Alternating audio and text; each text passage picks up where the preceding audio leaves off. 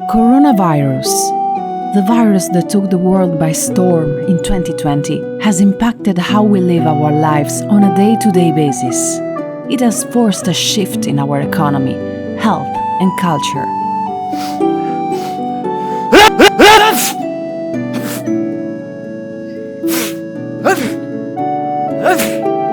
Too many people.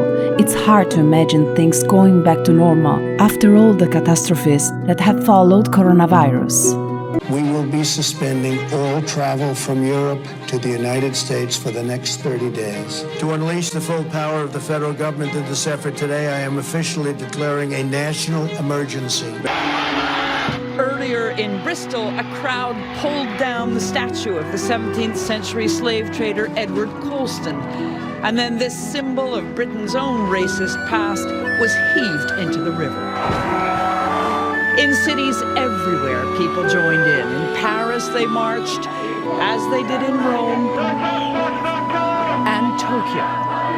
In Hungary, a silent crowd took a knee for 8 minutes and 46 seconds, the time Officer Chauvin had his knee on George Floyd's neck.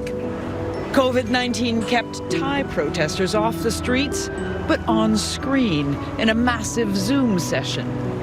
But in Brazil, which has one of the worst coronavirus outbreaks in the world, demonstrators came out anyway, in solidarity with what has become a worldwide movement. The focus of the protests in Sydney was on Aboriginal people beaten or killed in custody.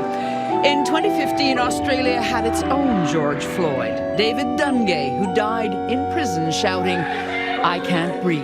I can't breathe! I can't breathe! Those desperate words have now been transformed into a demand for racial equality and justice. But how was life before coronavirus? Welcome to Opochdli, and in this series, we'll show you a glimpse of life in Salt Lake City, Utah circa 2019, before Corona hit. Please make sure to subscribe so you don't miss any before coronavirus vlogs from Opochdli. Let's keep it moving. They have to get on their knees at some point. They have to apologize. I'm sorry for being white. Sorry my European ancestors colonized this land. I'm so sorry. Get on your knees if you're not a racist.